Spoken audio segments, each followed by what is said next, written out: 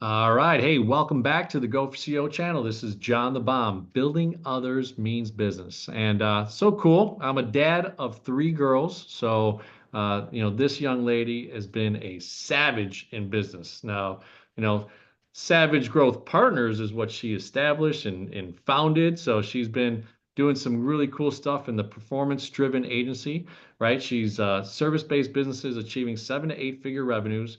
Her firm specializes in crafting profit generating marketing campaigns, emphasizing clarity, confidence, and measurable results. So, this is really cool to have Jensen Savage on the Go for CEO channel. How are you? Oh, I'm great. Thanks so much for having me.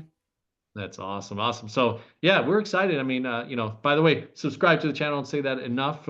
Keep on growing the community and being a part of the Go for CEO movement. And the book's coming out in July. So, stay tuned for that. So, Jensen, love having you on here. Talk a little bit about, what you've been able to do and grow, and obviously the Savage Growth Partners and what you established. I'm assuming there's been a story behind it. So, we always try to have our interviewees share, what was the ideation stage? Did you have some expertise and things that you were driving to get to this point? Or was it like, hey, thought of it, did it, let's go? So share a little bit. Yeah, yeah. So the path to get here has been a little unique. So I worked as a marketing leader for several different companies, from fitness to finance, mostly within the service-based business world. So that's kind of where I earned my stripes when it came to marketing. I originally started out in social media and content creation, that sort of thing. But I quickly realized there's a whole bunch more to marketing, and I just thought it was really cool. I was really attracted to the idea of being able to spark exponential growth. And so working with smaller service-based businesses, you can really come in and inject a lot of success really quickly by doing the right things. But a problem that I saw in the traditional marketing agency space was essentially the way that marketing agencies operate is fundamentally misaligned with business goals, right? So a lot of marketing agencies want everything to be templated, want to productize their offerings, and basically just apply one thing to a business, charge for it, move forward. They're not really looking at the entirety of the business and how it operates and the metrics, and really looking at driving bottom line growth and sustainable success. And so that was something that I kind of learned in working within businesses. You really are exposed to all those different business functions, and how marketing ties into sales, how sales ties into operations. And so that's where I originally got the idea for Savage Growth Partners, was because there's not really many businesses out there that are doing this. They're operating as marketing agencies, and marketing agencies can, don't get me wrong, can spark a lot of success for businesses, but I wanted something that was more holistic and involved, and really a true partnership when it came to business growth. And so that's kind of where that all started for me. And having experience in something is always interesting, right? But then how do you create a business out of it? It's kind of what, the Go for CEO mindset is, right? Is taking ownership of your current role, being an entrepreneur, which is what sounds like you were. You always had that kind of entrepreneur mindset, but inside the companies you were conducting yourself like a CEO, right? So Mhm. so what were the first 90, 60, 60, 90, 180 days like for you transitioning? Did you start up the agency kind of while you were working with someone, or did you just go cold turkey? How did you fund that kind of growth at the beginning? What were some of those aspects? Yeah, so I've always done, side projects, moonlighting, that sort of stuff. Just because frankly I'm passionate about business growth, and I always love the new challenges, and just exposing myself to all sorts of different businesses and kind of just doing stuff on the side. I always was attracted to that. But it wasn't until honestly I kind of got more confidence in myself to jump off and truly devote myself completely to my own business.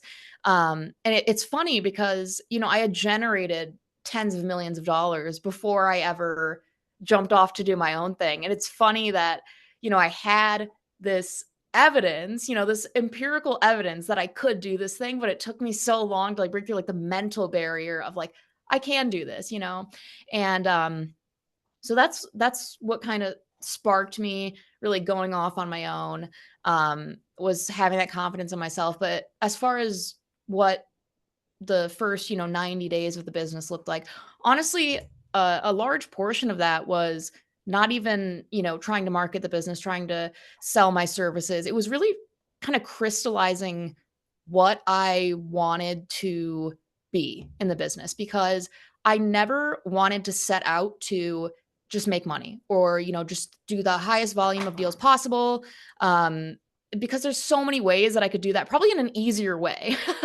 um, but I really, really wanted to build something that aligned with my values and aligned with building something that's never been done before. And so I really spent a lot of that time just thinking and planning and figuring out what I wanted the business to be. And also just talking to a lot of other business owners and talking about their experiences with business growth, and really identifying on a deep level what their pain points were, what their experiences were, and how I could construct an experience that directly addressed those things, so that, I could kind of carve our own niche within kind of the marketing and business growth world to build that thing that's completely different. So basically all that to say, it was a lot of foundational work, a lot of building, and a lot of just kind of identifying the path that I wanted to take overall. No, it's interesting, right? I mean, establishing that who you are, right? The why you are, those types of scenarios. Now, it is interesting that you said you kind of did that in the first 90 days of starting the business. So were you still working and then let's say you incorporated and then had that thought from 9 to 5, you're doing your thing, but 5 to 9? Or was it, did you truly go off on your own because you needed that space, that time, that inner reflection to kind of set that mode of what you just shared? Yeah, so I've owned my own business for several years. Several years, like I said, just doing kind of stuff on the side, not completely devoting myself to it.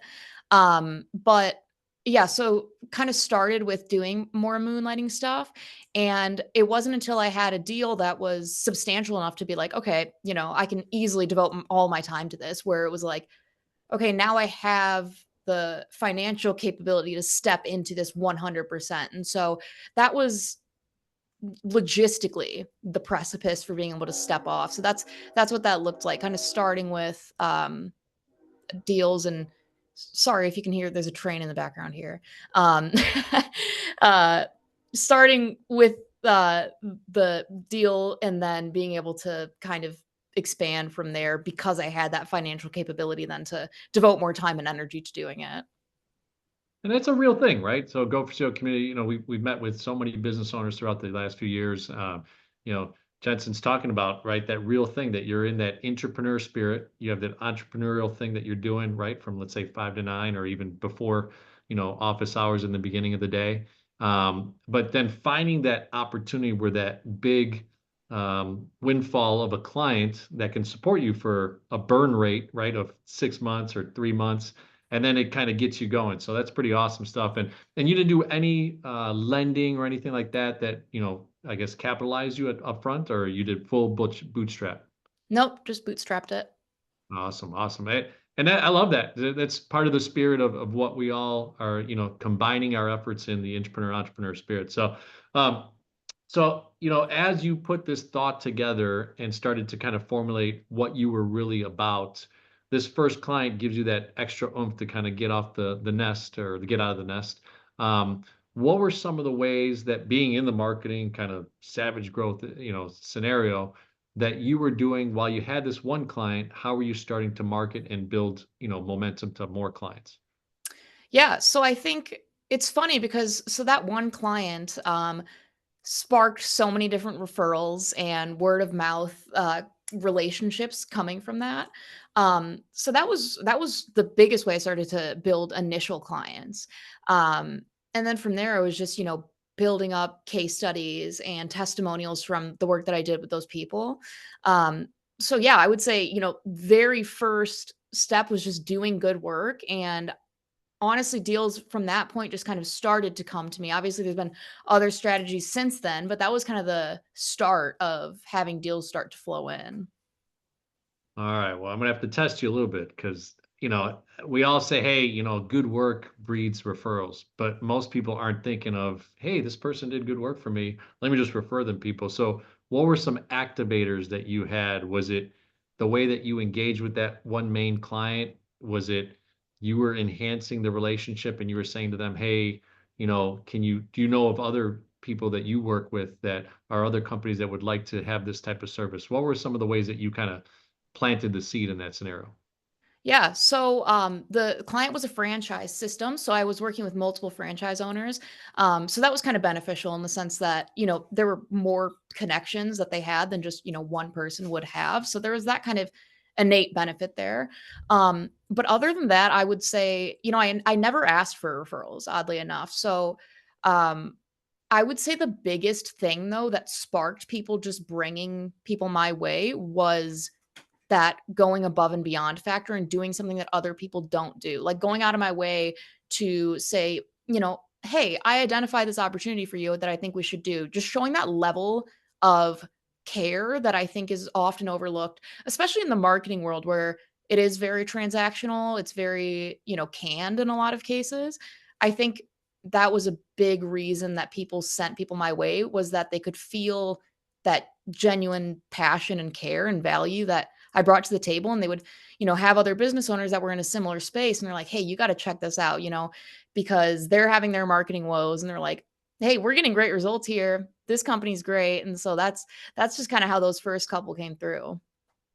And there's a lot of wisdom in that, right? If you see the Go for SEO community, learn from what Jensen just shared. A franchise is really a system, right? Save yourself time, energy, and money, right? And you walked in, you promoted to this first owner of a system called a franchise, and now the multiple franchisees started going, oh, well, who are you using, right? And started creating that momentum. So really, really cool stuff. So, tell us a little bit about, so now you're past it, right? You got this one franchise, you start to grow to other ones. Did you stay in that vertical for a while, or did you start to kind of reach out to different industries once you felt that strength and that power and that connection of how you were doing business? Yeah, so that certainly helped. But yeah, quickly branched out because so now I operate in the service-based businesses space at large. So there's so many things that fall under that umbrella. Um, but quickly started to expand from there because at its core service businesses are largely the same. Obviously, you've got certain things that are different, but the overall principles are the same. You have people that come in, you close them, you provide excellent service, and you continue to build from there. That's really kind of the overarching framework of service-based businesses. And so and even before building my own company, I had already had that exposure to the service-based business world. So it was a little easier for me to kind of expand out from there because I already had all these different verticals under my belt that I could pull on experience from. And so there was definitely confidence from that fact as well. I'd have no problem going to a fitness business and saying, "Hey, I can help you," because I've done it before. So definitely started to expand out from there. And yeah, that's kind of what that looked like. All right, well, here's the power moment, right? So you start growing the client base. You are just one person. You have, I'm sure, great techniques to be able to maximize your time. What was the time frame that you then, involved someone else to help you? What was that critical mass point that you said to yourself, okay, I probably can't handle this 24 hours a day. Yes. So where do I where am I willing to give up, some of the piece of the pie to bring in new talent and then also expand my business and scale from there? What's your thoughts on that? Yeah, so absolutely great question. It was a hard thing for me to do because I built the business with the intention of providing the absolute best service, doing something that was unique. And so with that, came this feeling almost of not wanting to delegate because I didn't want service to suffer. And maybe it was an ego thing of like, oh, nobody can do it like I can. And so that was kind of a hard mental barrier to overcome, but it was absolutely critical because like you said, you can only handle so much. You can't do infinite work. And that was something I had to kind of internalize is like, yeah, to be scalable and to grow past this point, I am going to have to delegate. So the point that I hit though was I realized I was spending so much time on client work that I was not giving my full effort to other things that were more revenue producing.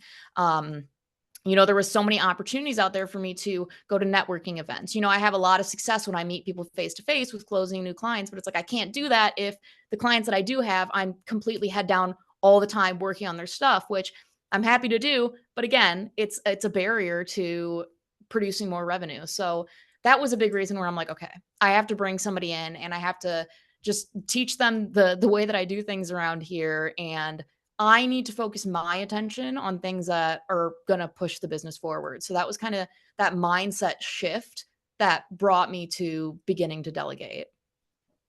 And how did you use that? Was it more an independent contractor you saw in your industry to help you? Was it your first W-2 employee? What are your thoughts?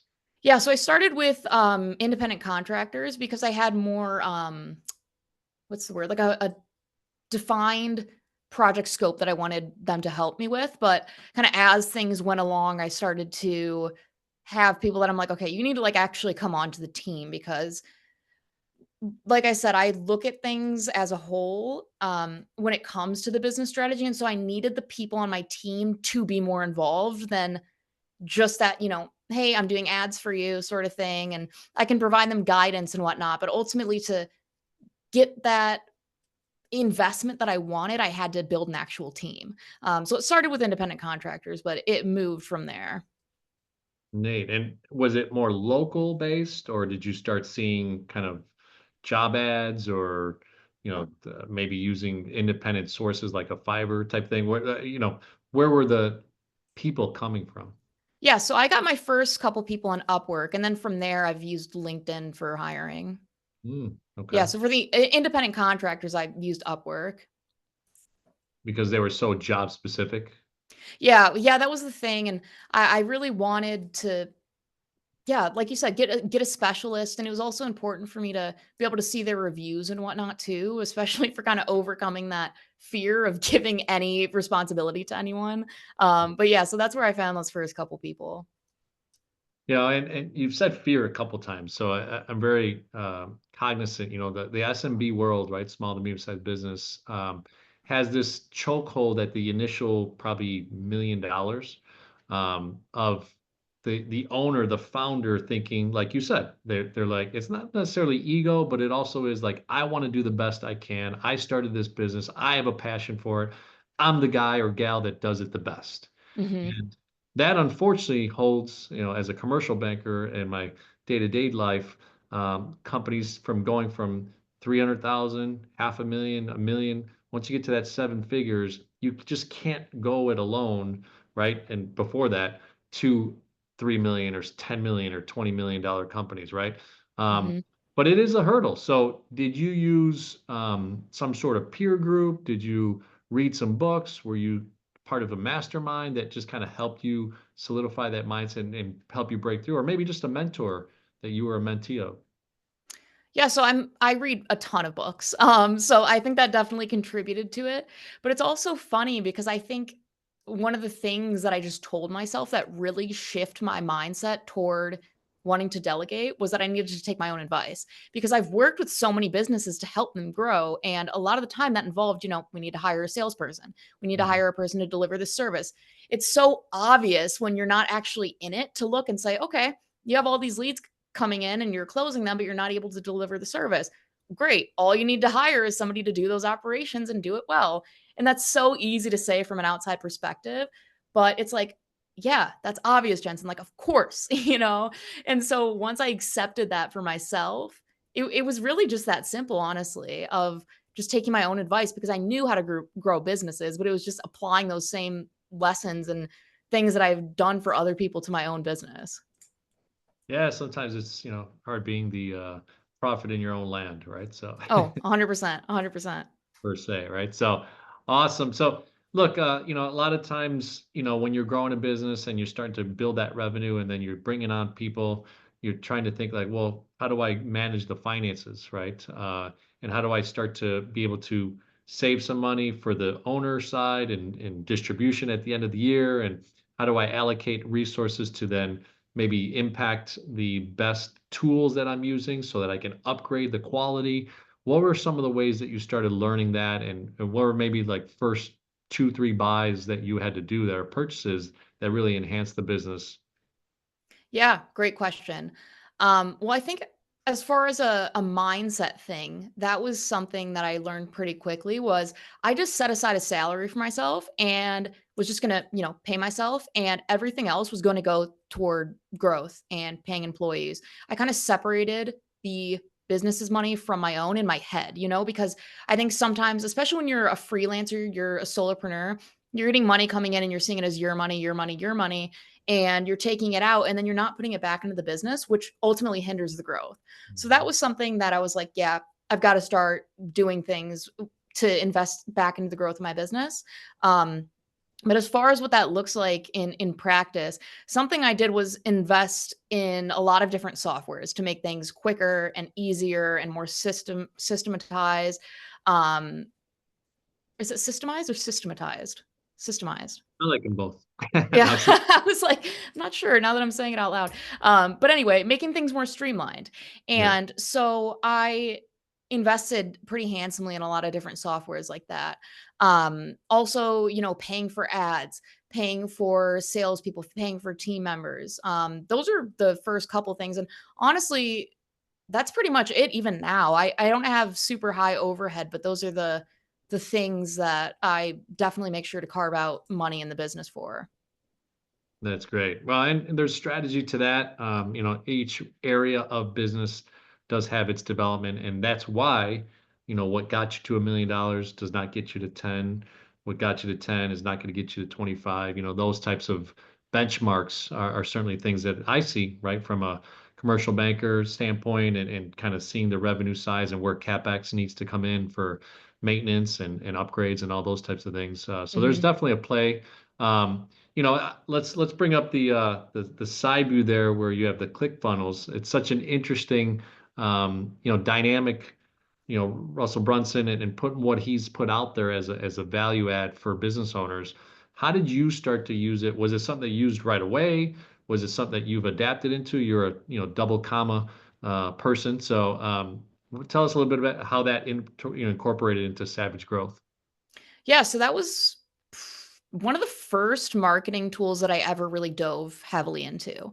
Um, and I originally got involved with ClickFunnels working for a fitness company and driving traffic to our programs and to our facilities using ClickFunnels.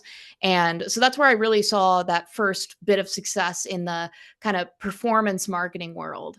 Um, but yeah, I mean, it's a great tool, and I think it was also something that really introduced me to that idea of a funnel, and being able to kind of optimize each piece of the puzzle to get people to the end goal. And that's still kind of how I view things is like each stage you've got to optimize because I always see it as like a bucket. If you've got leaks, you're not getting the ultimate result at the bottom.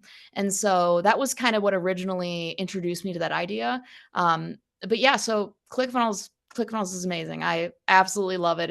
It was pretty cool to get the shiny award. It kind of shows at least a little bit that I know what I'm doing. So it kind of kicked that off for me and being able to establish a little bit of credibility beyond just saying, I'm great to people. Yeah, yeah. I mean, look, you've got to self-promote, but then you actually have to have some hardware, some background, some things that maybe you could show. I know some people use maybe their, three-letter MBA or, PhD or all these things to creditize them, right? I don't think I said a word there yet, creditize. Or a book, right? It could be a book or just a really great website. Those types of things are legitimizers, right?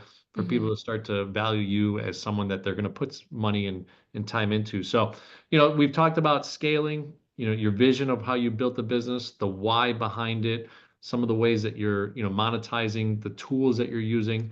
So, what are the next things for Savage Growth Partners and are there industries that you're looking to jump into that are maybe needing your service that could value the things that you're doing? What is the next 6 to 12, 18 months going to look like? Yeah, yeah. So next step for us is really getting more involved with the businesses that we partner with. So something that we're kind of I'll peel back the curtain on is working with businesses to help them become more sellable. as well, because that's something that has kind of happened as a side effect of the work that I've done with businesses. And so that's kind of something that on the marketing front and operationally going to lean into a little bit more heavily, is working with businesses. And also just kind of selfishly, I love the M&A, buying businesses world. I think it's super interesting. And so I'd love to kind of incorporate that into my business as well. I like it. Well, we'll have to talk offline. So Yeah, definitely. I was thinking the same thing. do a lot of M&A stuff. So, Yeah. well, here, look, the way we end our interviews are typically with CEO, right? So go for CEO, and C is client experience, E is engagement, and O is operational excellence. And we'll go through each one of those. But why don't you share with the audience and Go for CEO community, what it is to really, with Savage Growth Partners to go through that client experience. I know you shared tidbits and you've shared some really unique knowledge of why you set it up this way. But Mhm. what does that look like from a value proposition with Savage Growth Partners? Yeah. So the process always starts with doing a very deep dive on the businesses that we work with. And that's something that's pretty unique. So we sit down with each business that we take on as a client and we talk about, what's your vision for the business? How do you deliver your services? What's your monetization model? How many employees do you have? What do your business financials look like? Because all of that ultimately plays into the marketing strategy that we build. For example, we need to know how much they can afford to acquire a customer before we can just start sending leads and customers their way, right? And so we kind of look at things on a more granular level. We're looking at things like profit margins. And so we do a really deep dive kind of consult and then build a custom strategy around that. Um, so that's a really big part of the process. And then really from there, we're just launching and optimizing and constantly going back to the drawing board of, how we're going to move the needle for the business overall. But that's something that I think we do very unique when it comes to client experience. And I get it all the time with working with business owners. They're like, nobody's ever taken this much interest in my company before. They're just looking at, they want to sell a service. They're not Mhm. thinking about actually driving that success. And not only am I just interested in driving success because I love growing businesses, but also I think by having that kind of heavier investment and showing that you really care, that's what builds, going back to what I said earlier, those referrals, those relationships that ultimately create that more sustainable business anyway. And so, yeah, as far as client experience, that's what that looks like for us. I love it. I love it. So, obviously, as you grew your team, the vendors that you work with, the people that you're interacting with, obviously your client base, there's this thing called engagement, right? And I'm always interested and curious in our community, how is it that they want to stay engaged with Jensen, right? And you're the leader of this business, what are the things that you do to either interact and engage with your clients, vendors, employees, all that type of stuff, and share a little bit of insight on that.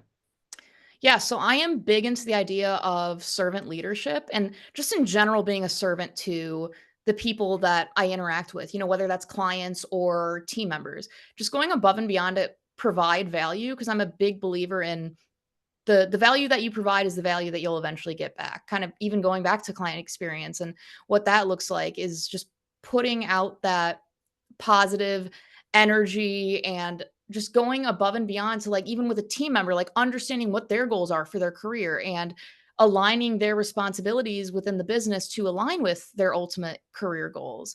So I think that definitely creates a deeper level of engagement, a deeper relationship is just taking that genuine interest in people and going above and beyond to do just small things to show that you care. All right. Hey, look, those are things that really engage people because now you're hitting the human light switch, right? And you're transactional. We all have to do business, right? There is an aspect of it, and when you first start a business, gosh, it could feel like a desperation in a way. Uh, Yes.